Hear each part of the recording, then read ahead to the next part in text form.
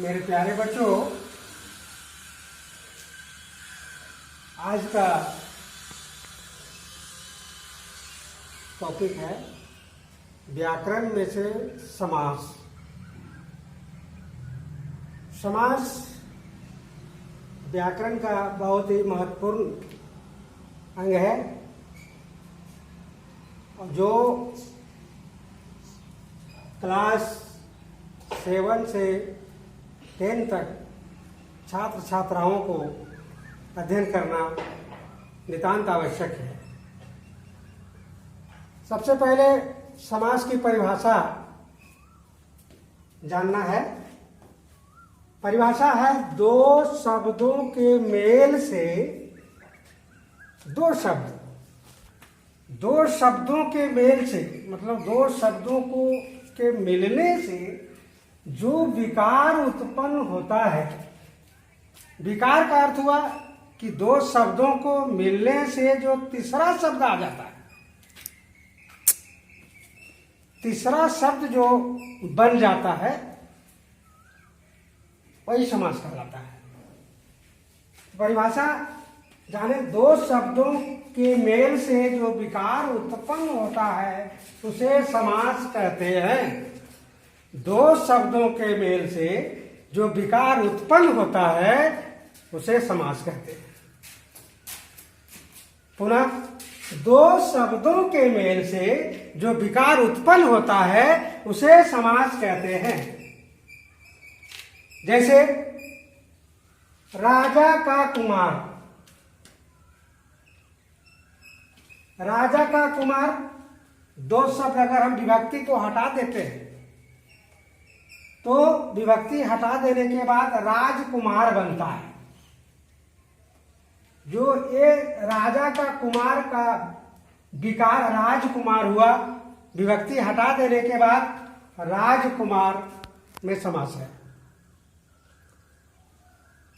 वैसे भी अगर पदों में कहा जाए तो भी इसकी परिभाषा है कि दो शब्दों को जोड़कर और बीच के विभक्ति छोड़कर, देखिए बीच की विभक्ति अगर हम छोड़ देते हैं, जो अन्य शब्द आवे समास कहलाए।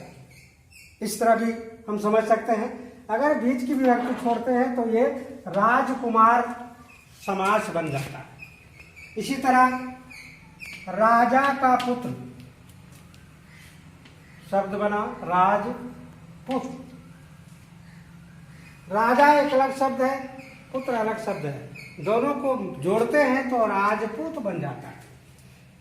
तो ये विभक्ति हट जाने के बाद राजपूत समास हो गया।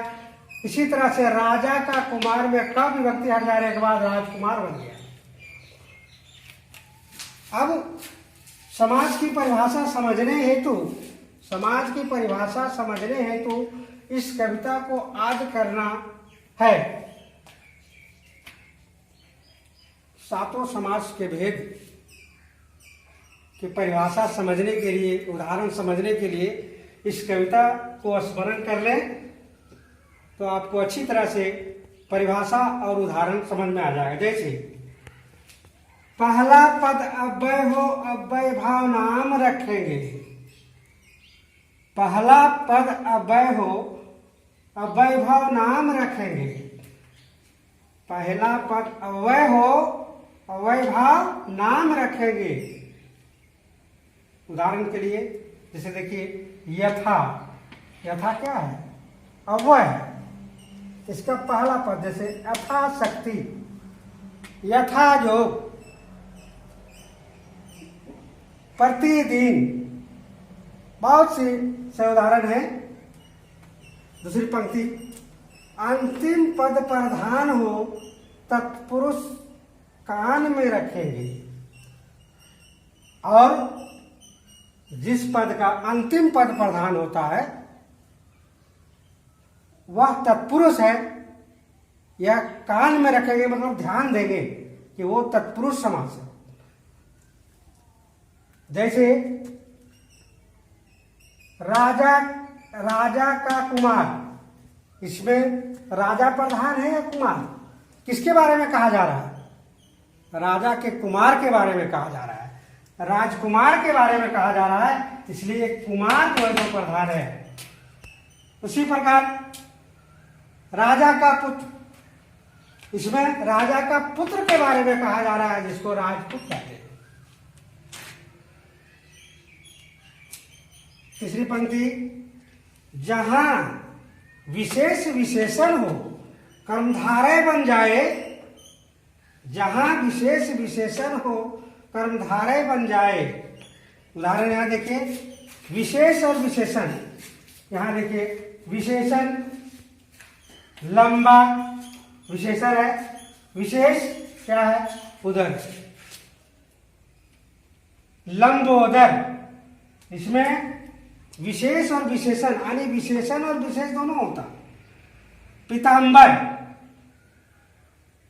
पीला विशेषण हो गया, अंबर विशेष हो गया, तो एक कर्मधारय समास बन जाता है, इसको कर्मधारय कहते हैं।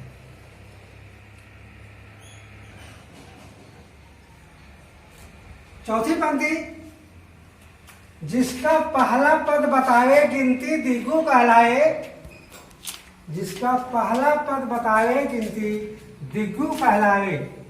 जैसे त्रिलोकी, त्रिलोकी में देखिए, त्रि मतलब तीन, तीन क्या है? गिनती। पंचवटी, पांच, पांच क्या है? गिनती है। पहला पद जो है सो गिनती बतला रहा है, ये द्विगु समास कहलाता है। चौथी पंक्ति है, पांचवी पंक्ति है, दो पद छोड़ अन्य पद आवे बहुब्रीही जान लेंगे। दो पद छोड़ अन्य पद आवे बहुब्रीही जान लेंगे। दो पद छोड़ करके, जैसे लंबा जोड़ उदर छोड़ करके अगर कोई दूसरा शब्द आता है, जैसे लंबा हो उदर जिसका, अर्थात गणेश, तब ये बहुब्रीही समास कहलाएगा। गणेश बहुब्रीही समास है। छठी पंक्ति है, हाइफन और दो पद को जोड़े। जिस शब्द में दो पद जो है सो हाइफन से जुड़ा हुआ हो, वह द्वंद्व समास कहलाता है।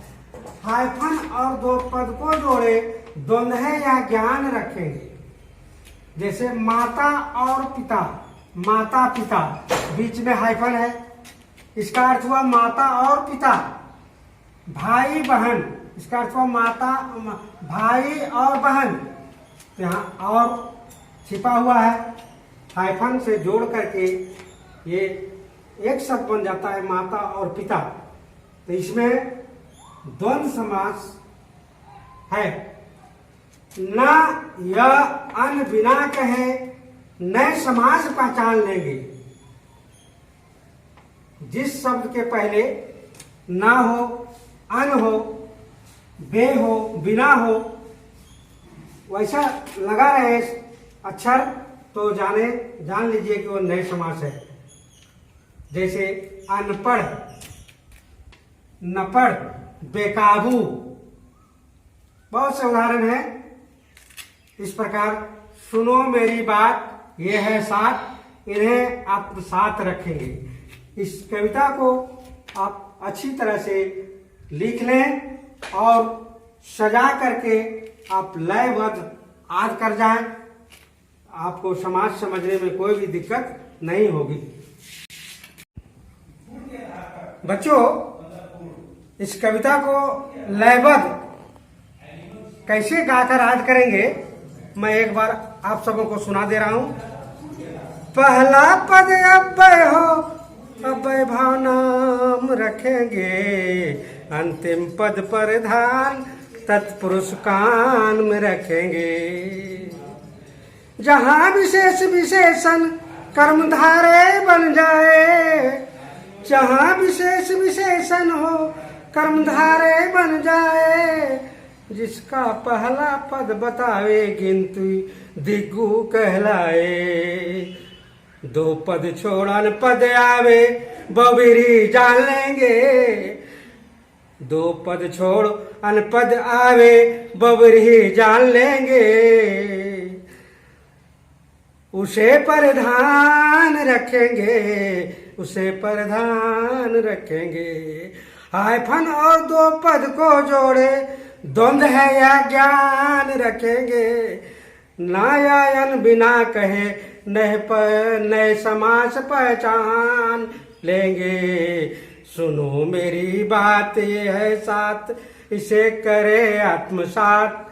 बच्चों ये 7 भेद है समास के 7 भेद। पहला अव्यय भाव, दूसरा तत्पुरुष, तीसरा कर्मधारय, चौथा दिग्गु, पांचवा द्वंद, छठा बहुव्रीहि और 7वां नए समास।